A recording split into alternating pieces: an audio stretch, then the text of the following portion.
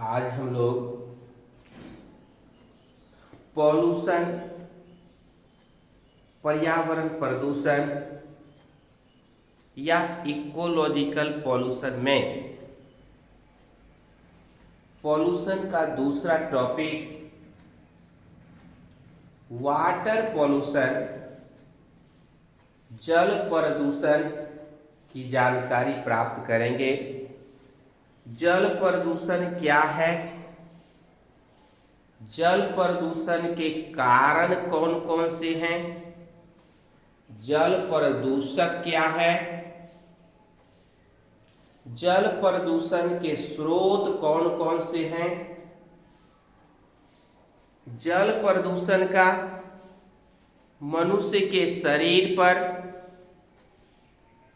पेड़ पौधों के ऊपर, जंतुओं के ऊपर कौन कौन सा प्रभाव पड़ता है। फिर इस जल प्रदूषण की समस्या का समाधान, जल प्रदूषण का नियंत्रण किस प्रकार किया जा सकता है, इसकी जानकारी प्राप्त करेंगे। तो सबसे पहले हम लोग जल प्रदूषण के परिभाषा पर ध्यान दें।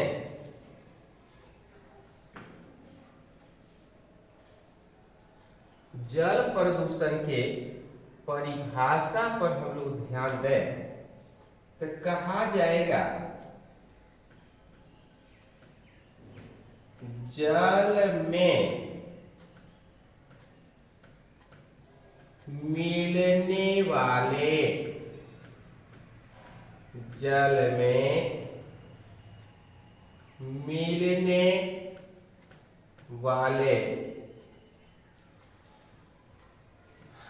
ऐसे अवांछित पदार्थ, अवांछित पदार्थ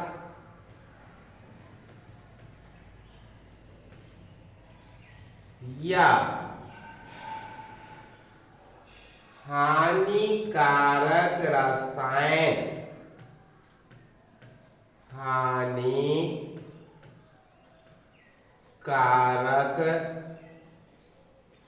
रसायन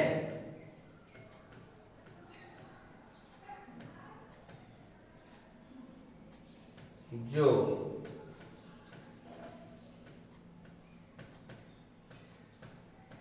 जल के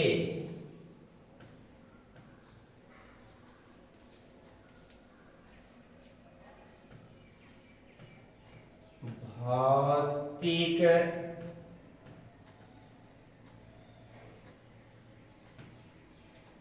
रासायनिक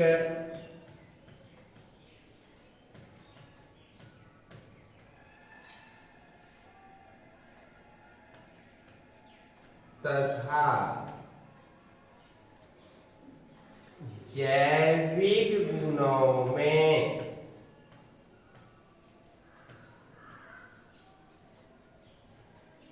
जैविक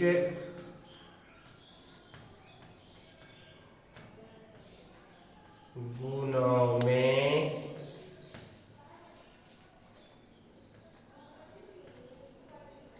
ऐसा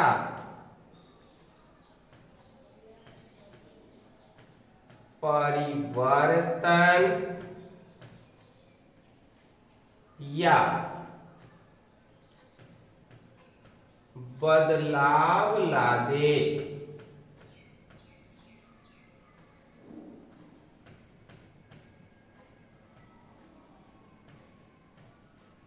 जिसका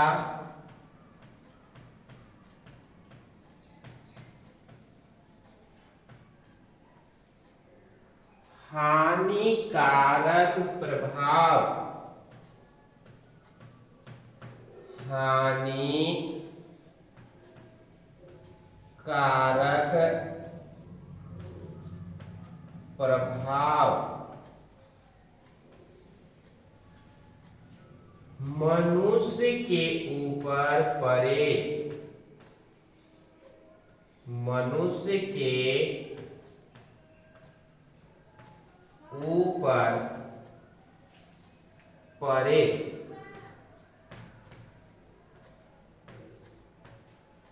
मनुष्य के काम आने वाली,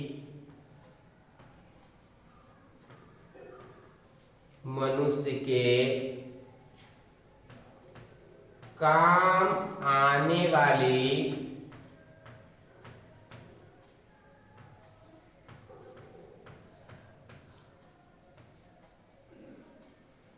पौधे तथा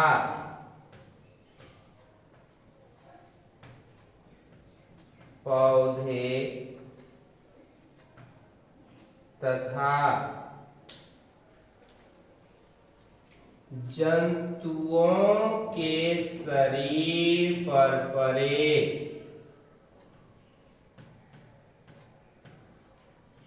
जंतुओं के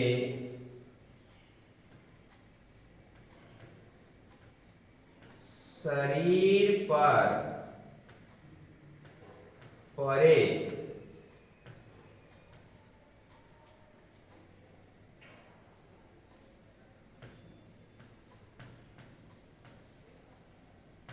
जल प्रदूषण,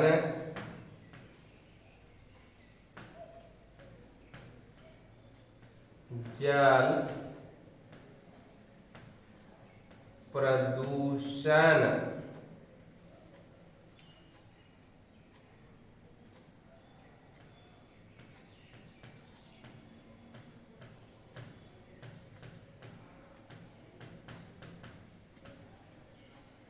वाटर पॉल्यूशन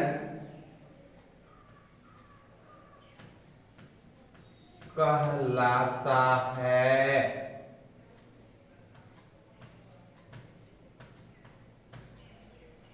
पुनः हम लोग जल प्रदूषण की परिभाषा को जानने का प्रयास करेंगे, सीखने का प्रयास करेंगे, समझने का प्रयास करेंगे कि जल में मिलने वाले ऐसे अवांछित पदार्थ,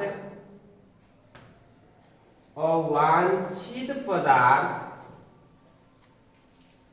मतलब ऐसे पदार्थ जैसे कि कोई आवश्यकता नहीं थी, यह बेकार पदार्थ है जो जल में मिलकर जल के भौतिक गुणों में अर्थात जल के रंग में,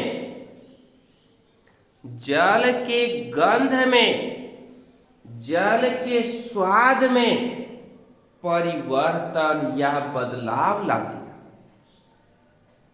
जल के रासायनिक गुणों में परिवर्तन या बदलाव ला देगा। उस जल का जो केमिकल कंपोजिशन है उसमें बदलाव आ जाएगा, अम्ल, क्षार, लवण की मात्रा बहुत अधिक घट या बढ़ जाएगी, पीएच बढ़ जाएगा या घट जाएगा। जैविक गुणों में अर्थात ऐसा जल दुर्गंध देगा, पीने में अच्छा नहीं लगेगा और पीने के बाद उल्टे, कैदस्त, पाचन संबंधी रोग, बदहजमी जैसी समस्या उत्पन्न होगी।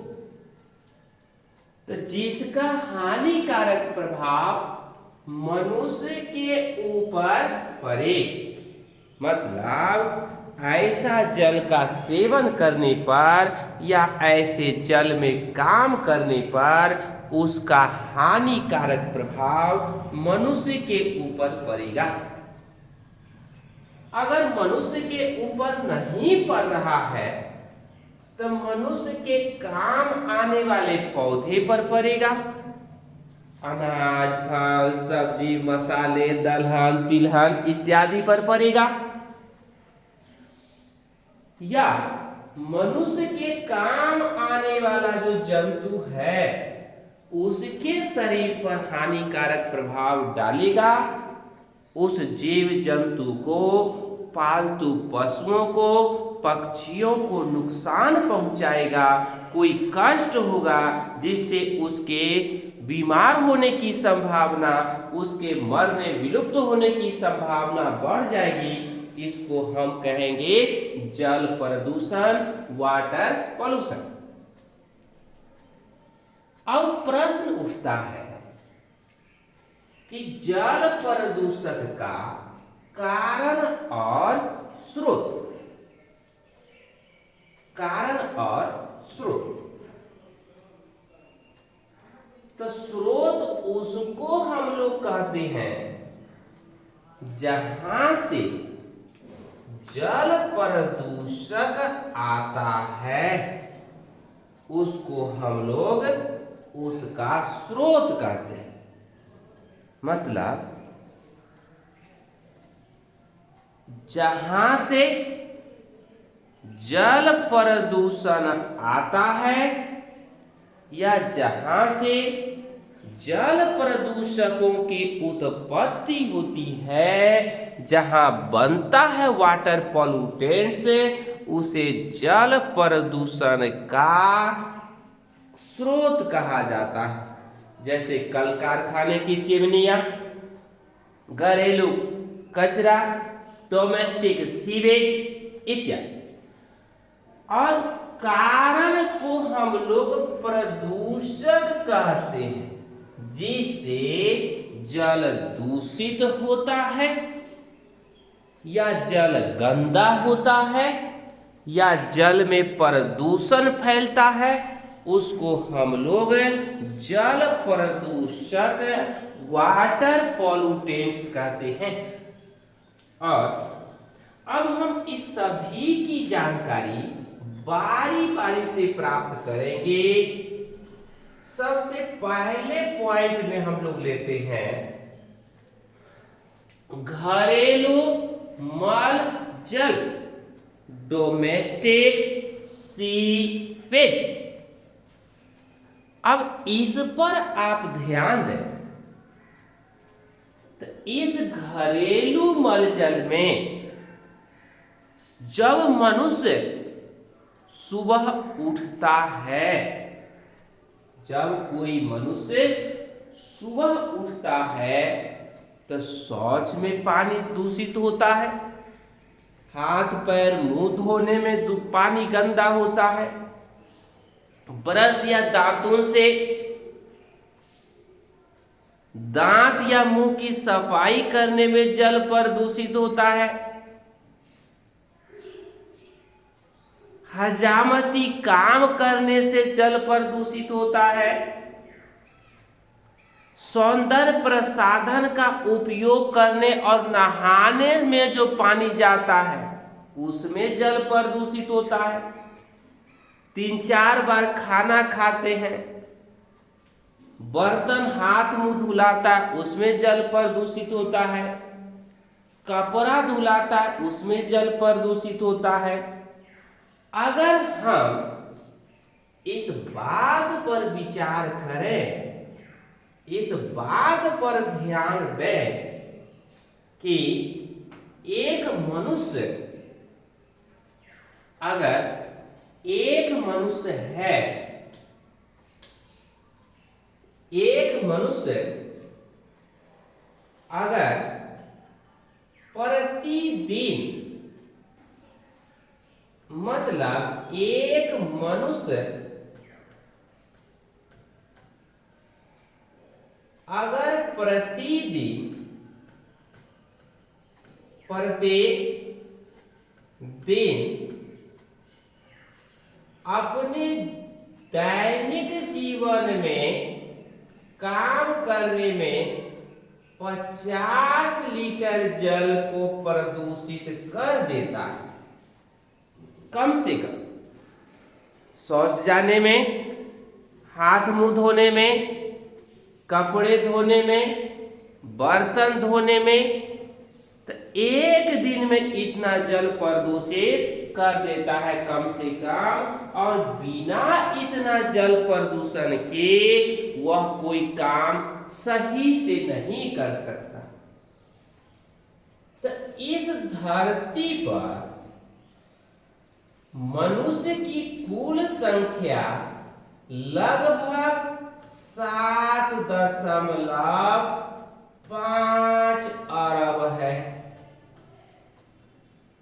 तो इसका मतलब कि 50 लीटर गुने 7.5 बराबर 25 के 5, 7 पचे 35, 37। तो मतलब इतना अरब लीटर जल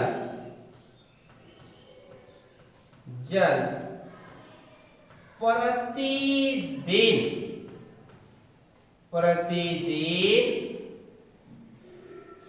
मनुष्य अपने जीवनचर्या के काम में प्रदूषित कर देता है।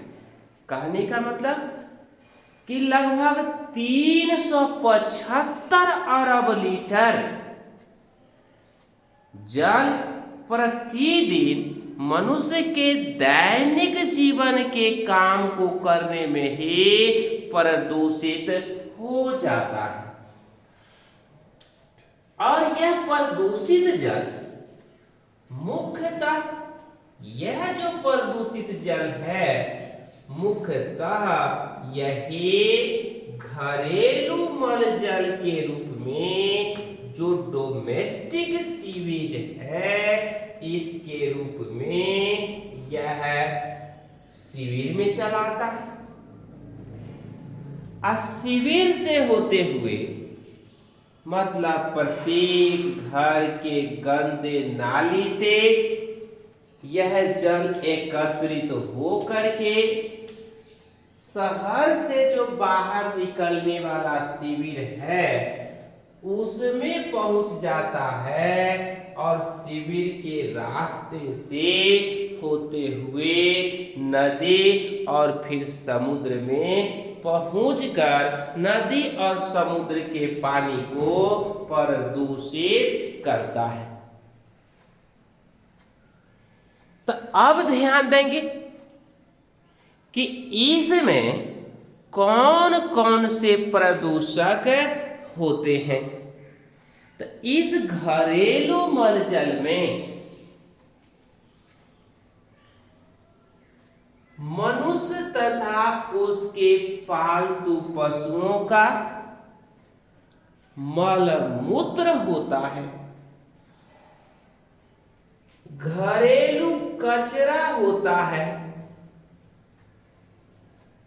साबुन, सर्फ, डिटर्जेंट, कॉस्मेटिक के रसायन होते हैं और ये सभी मिलकर के जल को प्रदूषित करता है। एक अनुमान के अनुसार सबसे अधिक घरेलू मल जल से ही प्रदूषण फैलता है। उसके बाद हम लोग दूसरे पॉइंट की बात करते हैं। इसमें अब हम बात करते हैं कृषि तथा पशुपालन पर हम बात करते हैं।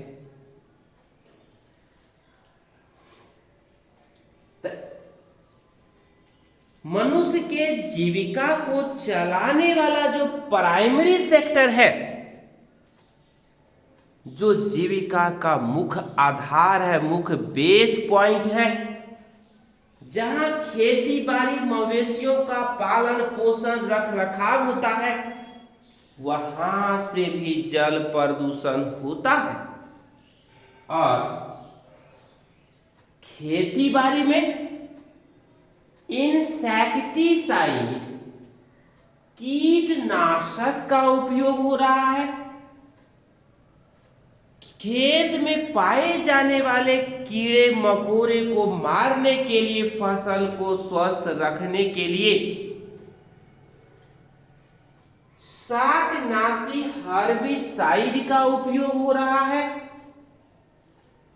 कृंतकनाशी चूहा के नियंत्रण के लिए रोडेंटिसाइड, जिंक फॉस्फाइड या एल्युमिनियम फॉस्फाइड का उपयोग हो रहा है।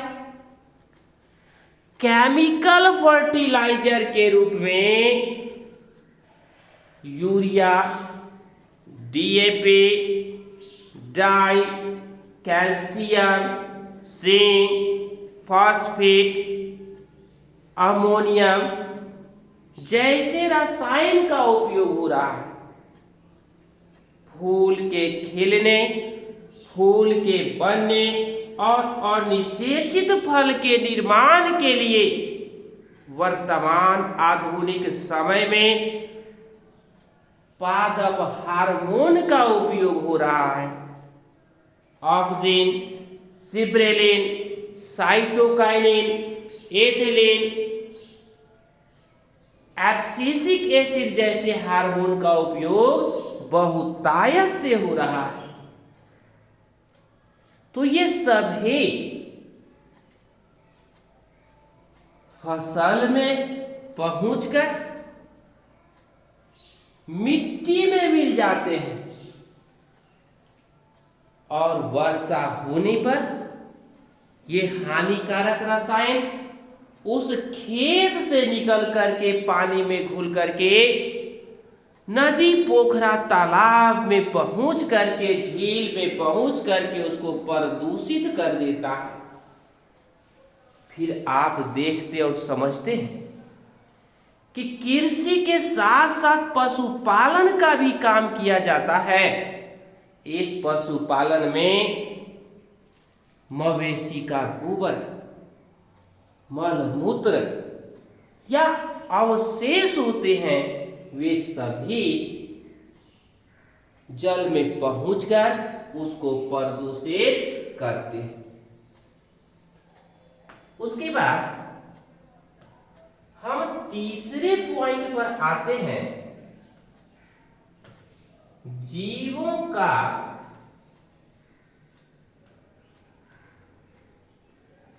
अवशेष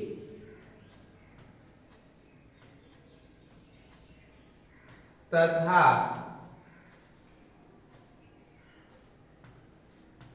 मृत शरीर।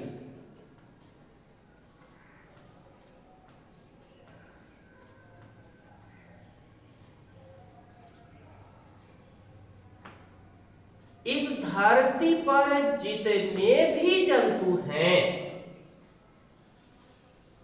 सभी जंतुओं को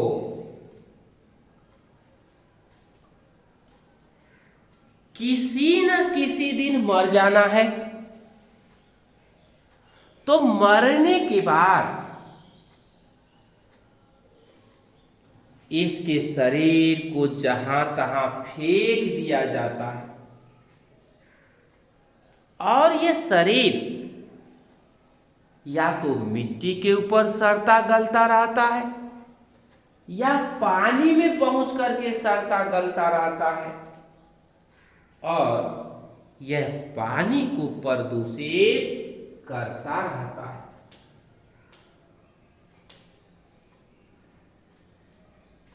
उसके बाद इंजन तथा धातुओं के धूल वर्तमान समय में औद्योगिक क्रांति के साथ, सामाजिक विकास के साथ इस सामाजिक विकास में इंजन और कल कारखाने का अपना बहुमूल्य योगदान है। इस इंजन से निकलने वाला धातुओं के धूल, लोहा, कोबाल्ट, निकेल, मरकरी, एल्युमिनियम, सीसा इत्यादि का कचरा जल में पहुंचकर उस जल को प्रदूषित करता रहता है। जल को प्रदूषित करता रहता है और ये काफी खतरनाक होते हैं। उसके बाद हम लोग अगले स्रोत की बात करेंगे। अगला स्रोत जो है यह है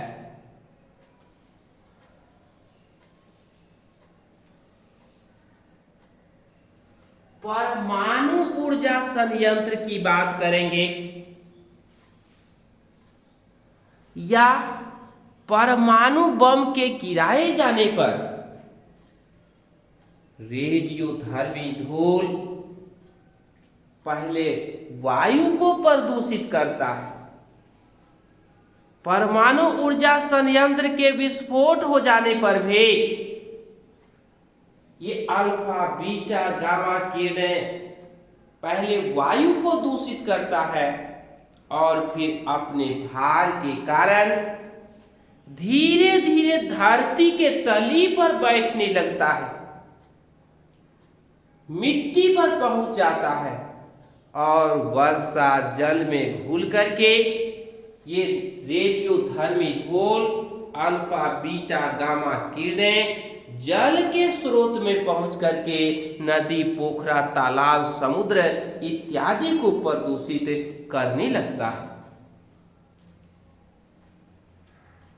उसके बाद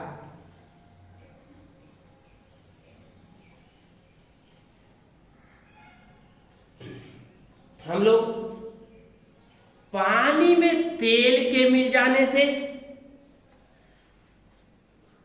समुद्र से पानी के जहाज से कच्चे तेल का आगमन होता है। असम के तेल पाइपलाइन से बरौनी थर्मल पावर या बरौनी तेल रिफाइनरी में तेल का आयात किया जाता है। तो जब कभी पानी का जहाज डूब जाती है समुद्र में, तो वह तेल पानी में मिल करके समुद्र के बहुत बड़े क्षेत्र में फैल जाती है। बरौनी रिफाइनरी में आने वाले तेल के पाइप के रिसाव से गंगा नदी के ऊपरी सतह पर तेल का जमाव हो गया था, जिससे गंगा नदी में आग लग गई थी। गाद या सिल्ट भी जल को प्रदूषित करता है। मछली या गैस से श्वसन लेने वाले जंतुओं के गैस में पहुंच करके श्वसन संबंधी समस्या उत्पन्न करता है और पक्षियों के शरीर में तेल अधिपलाव तेल और पानी के लग जाने से उसका पंख भीग जाता है, उड़ने में असमर्थ हो जाती है और पकड़ ली जाती है। अब हम बात करेंगे जल प्रदूषण का प्रभाव। तो जल प्रदूषण के प्रभाव की बात करें तो यह प्रभाव मनुष्य के शरीर पर पड़ता है, पेड़ पौधों के ऊपर जल प्रदूषण का हानिकारक प्रभाव पड़ता है। उसके बाद इस जल प्रदूषण का प्रभाव जीव जंतुओं के शरीर पर पड़ता है। अब हम लोग सभी को बारी बारी से समझने का प्रयास करें। दूषित जल के पीने से मनुष्य में अपच, बदहजमी, पेचिश, दस्त, पाचन संबंधी रोग उत्पन्न हो जाता है। दूषित जल में विभिन्न प्रकार के कृमि के स्पोर्स पाए जाते हैं और मनुष्य तथा जंतुओं के शरीर में पहुंच करके यह कृमि रोग उत्पन्न करता है। दूषित जल में विब्रियो कॉलेरी या हजारों प्रकार के बीमारी फैलाने वाले जीवाणु पाए जाते हैं और यह जीवाणु शरीर में पहुंच करके हैजा, कॉलरा, डायरिया, टाइफाइड जैसी समस्या को उत्पन्न करता है।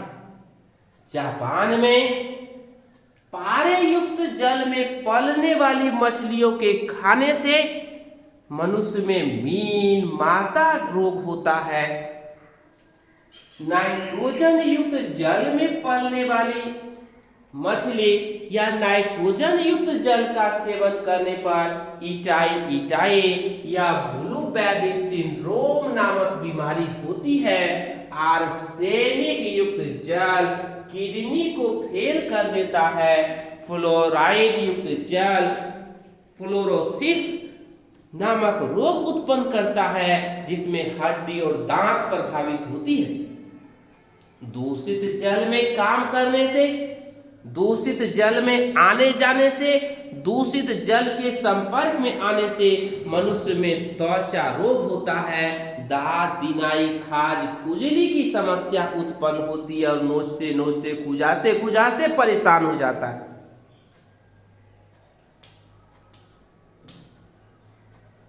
दूषित जल के कारण पौधों में प्रकाश संश्लेषण का दर घट जाता है। अनाज, फल, सब्जियां, मसाले, दलहन, तिलहन का उत्पादन घट जाता है और ये अनाज, फल, सब्जियों में प्रदूषक पदार्थ जो है यह मनुष्य के शरीर में पहुंच करके बायोमैग्निफिकेशन के द्वारा, जैव आवर्धन के द्वारा पहुंच करके मनुष्य में मानसिक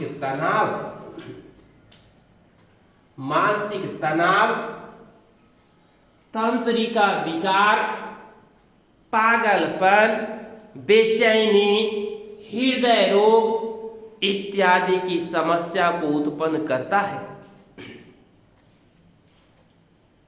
जैव आवर्धन के द्वारा कीटनाशक रसायन पक्षियों के मांसपेशी में पहुंच करके संचित हो करके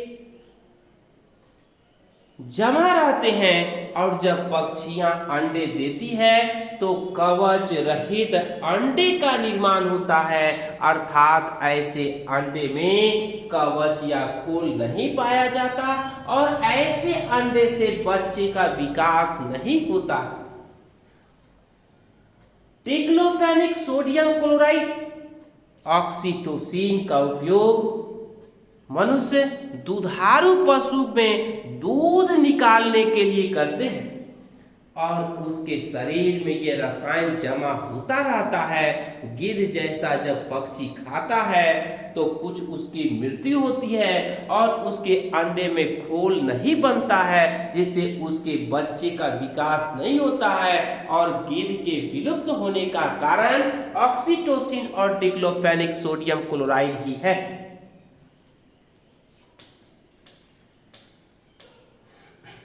अब हम बात करेंगे नदी समुद्र में के पानी में जब तेल फैल जाती है तो उस घटना को तेल अधिप्लाव कहते हैं। और जब उसमें जलीय पक्षियां तैरती है, विचरण करती है, भोजन खाने के लिए जाती है, तब इन पक्षियों का पंख भीग जाता है और पंख के भीग जाने पर ये पक्षियां परभक्षी के द्वारा पकड़ ली जाती है और पक्षियों के तेजी से घटने और विलुप्त होने का कारण यह भी। नदी, समुद्र, पोखरा, झील में पाए जाने वाले गिल्स से श्वसन करने वाले मछली जैसे जंतुओं के गिल्स में गाद या स्लिट जमा हो जाता है और गाद या स्लिट के जमा हो जाने से सांस लेने में कठिनाई होती है, बेचैन हो जाती है, बेहोश हो जाती है, परभक्षियों के द्वारा पकड़ ली जाती है और उसकी मृत्यु हो जाती है। और ऐसे जीवों की संख्या भी तेजी से गाद के कारण घट जाती है।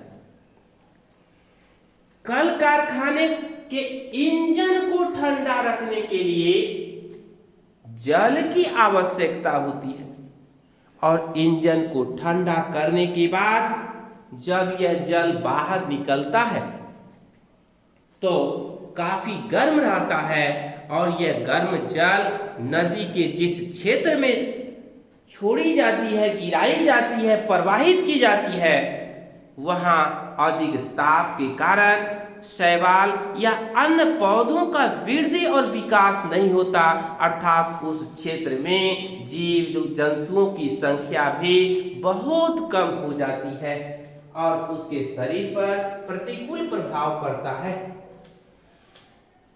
अब जल प्रदूषण का हम लास्ट भाग पढ़ेंगे, जल प्रदूषण का नियंत्रण।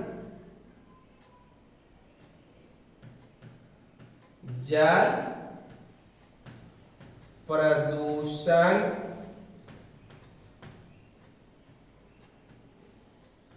का नियंत्रण।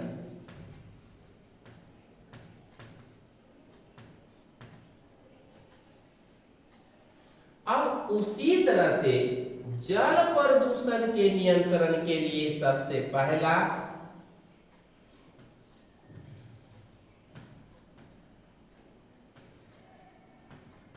व्यक्तिगत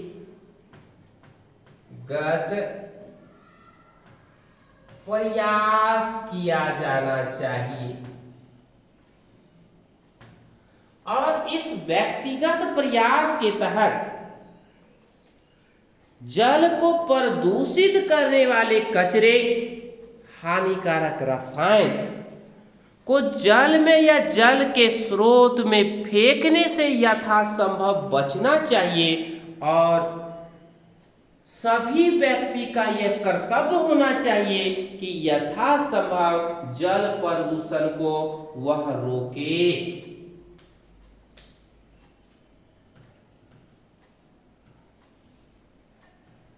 जल प्रदूषण के नियंत्रण के लिए दूसरा प्रयास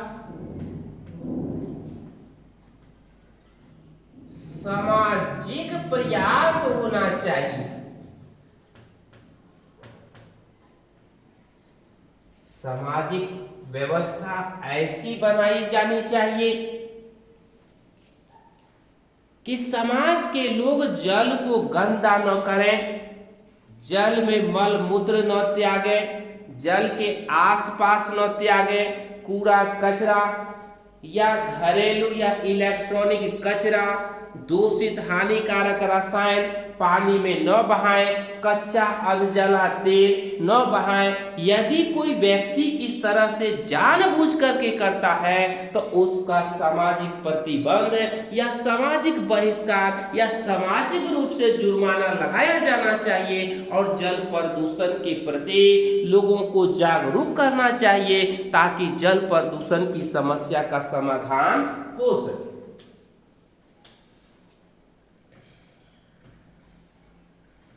सरकारी प्रयास,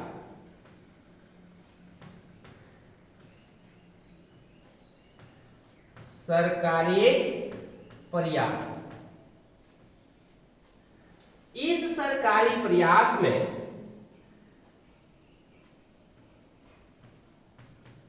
भारत सरकार के द्वारा बनाया गया जल प्रदूषण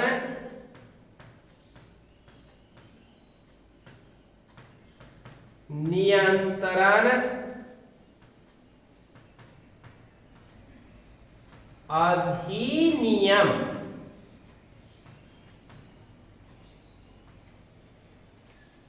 का सख्ती से पालन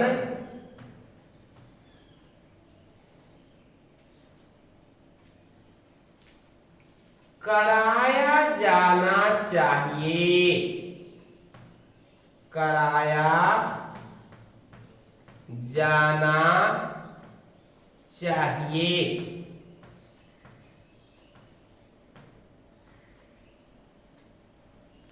मतलब सरकार की ऐसी व्यवस्था होनी चाहिए कि बड़े बड़े उद्योग, कल कारखाने, चिमनी या इंजन से निकलने वाले धुएं में आवश्यक प्रदूषक रसायन की जांच और कचरा पानी में फेंकने की जांच की जानी चाहिए।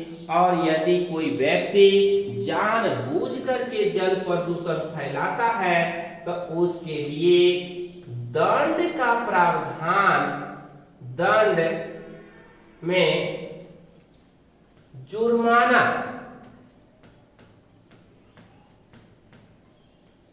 या कारावास की भी व्यवस्था करनी चाहिए।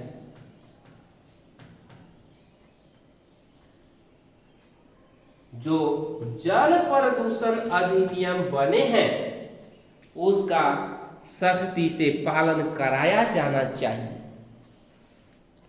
और इसी सरकारी प्रयास के द्वारा, नुक्कड़ नाटक के द्वारा जल प्रदूषण और उसके नियंत्रण के लिए सामाजिक जागरूकता फैलाना चाहिए, जागरूकता फैलाना चाहिए।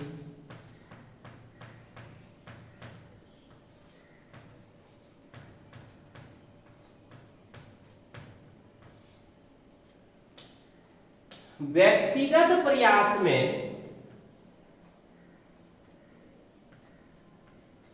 मल मूत्र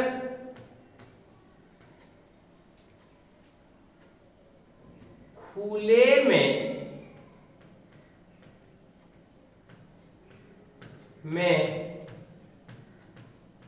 नहीं त्यागना चाहिए।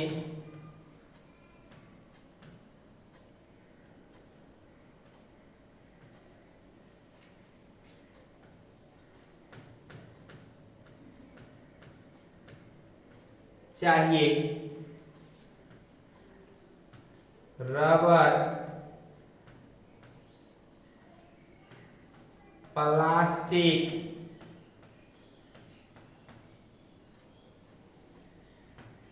धातु,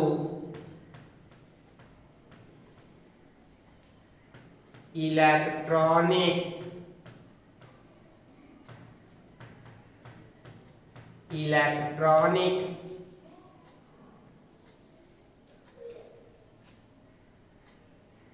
के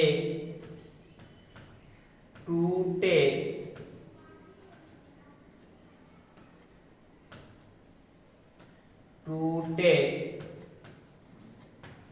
फूटे सामान को जल में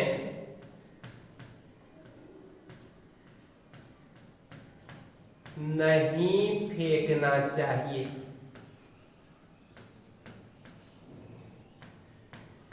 नहीं फेंकना चाहिए।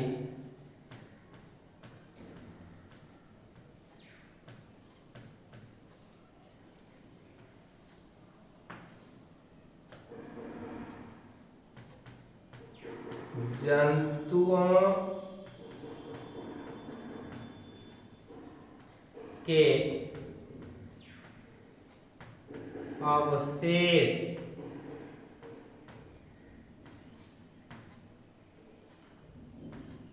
मृत शरीर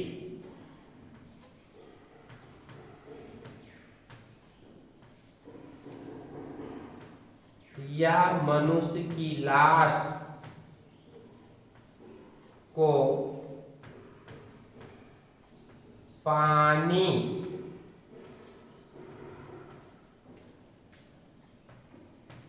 नदी में नहीं फेंकना चाहिए।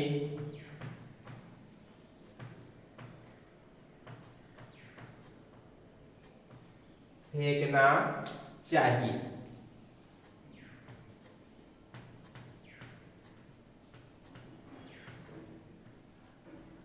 सामाजिक प्रयास में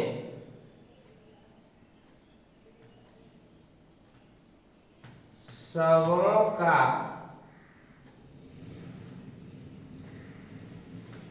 विसर्जन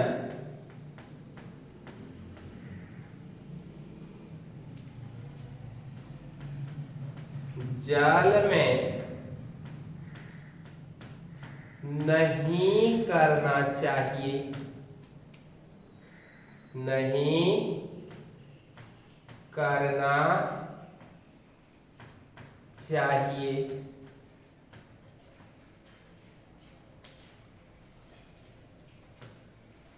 इसी सामाजिक प्रयास में जल प्रदूषण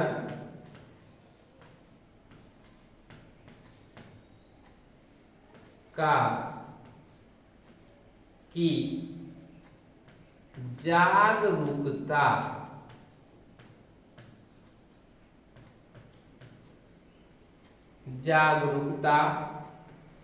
फैलाना चाहिए कि इससे कौन कौन से नुकसान हैं और इस नुकसान को किस प्रकार कम किया जा सकता है।